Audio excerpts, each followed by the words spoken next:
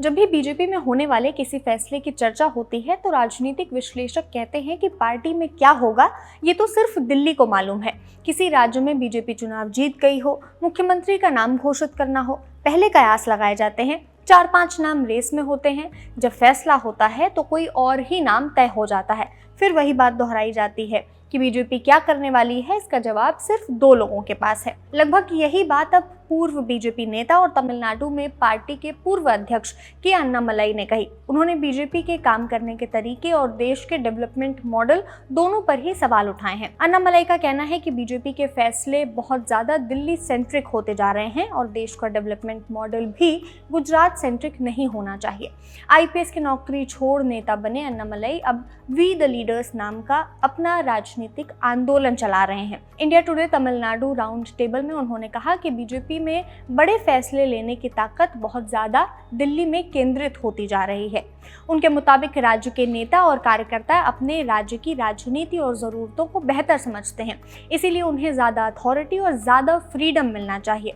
इसके बाद अन्नामलाई देश के डेवलपमेंट मॉडल की बात करते हैं। उनका कहना है कि डेवलपमेंट गुजरात सेंट्रिक नहीं होना चाहिए। उन्होंने एआई कंपनियां, वेफर और सेमीकंडक्टर कंपनियों का उदाहरण देते हुए सवाल उठाया कि क्या देश की बड़ी टेक्नोलॉजी इन्वेस्टमेंट्स लगातार एक ही राज्य में केंद्रित होनी चाहिए। उन्होंने 2030 कॉमनवेल्थ गेम्स, 2030 पुलिस गेम्स और 2036 ओलंपिक गेम्स के अहमदाबाद से जुड़े प्रस्ताव का भी जिक्र किया।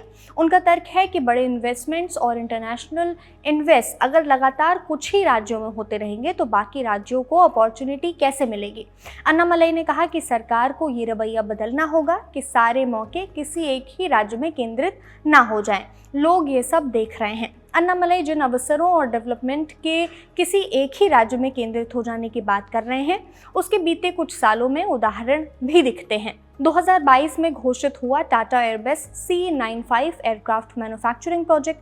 ये प्रोजेक्ट गुजरात के वडोदरा में लगाया गया। इसके बाद महाराष्ट्र के विपक्षी नेताओं ने इस पर सवाल उठाए और दावा किया कि ये प्रोजेक्ट पहले महाराष्ट्र में आने वाला था और बाद में गुजरात चला गया। हालांकि महाराष्ट्र सरकार ने इस दावे से इनकार किया और कहा कि प्रोजेक्ट को महाराष्ट्र से गुजरात शिफ्ट नहीं किया गया था। इसी तरह माइक्रॉन की सेमीकंडक्टर फैसिलिटी गुजरात के सारण में लगी, जबकि इसे लेकर दूसरे राज्यों के साथ कंपटीशन की बात सामने आई थी। वेदांता फॉक्सकॉन सेमीकंडक्टर प्रोजेक्ट को लेकर भी महाराष्ट्र और गुजरात के बीच बड़ा राजनीतिक विवाद हुआ था। स्पोर्ट्स इवेंट में इस तरह के कुछ उदाहरण दिखते हैं जिसे लेकर विवाद भी हुआ। आईपीएल 2026 का मामला ही देख लीजिए।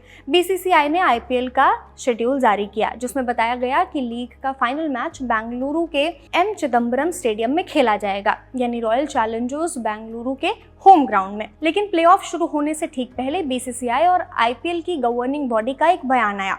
बताया गया कि फाइनल मुकाबले के लिए ग्राउंड बदल दिया जाएगा। वजह बताई गई कि मैच के लिए कुछ रिक्वायरमेंट्स थी जो लोकल बॉडीज पूरी नहीं कर पाई हैं, इसीलिए फाइनल को बेंगलुरु से शिफ्ट किया जा रहा है। आईपीएल 2026 का फाइनल मुकाबला अहमदाबाद के नरेंद्र मोदी स्टेडियम में खेला गया। ऐसा ही बदलाव 2025 के आईपीएल में भी देखने को मिला था।